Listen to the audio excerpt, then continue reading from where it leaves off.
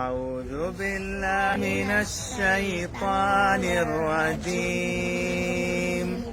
بسم الله الرحمن الرحيم. الرحمن علم القرآن خلق الإنسان علمه البيان. الشمس والقمر بحسبان والنجم والشجر يسجدان فبأي آلاء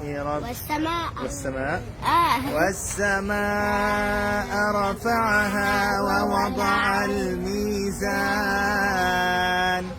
ألا تطغوا في الميزان وأقيموا الوزن بالقسط ولا تخسروا الميزان.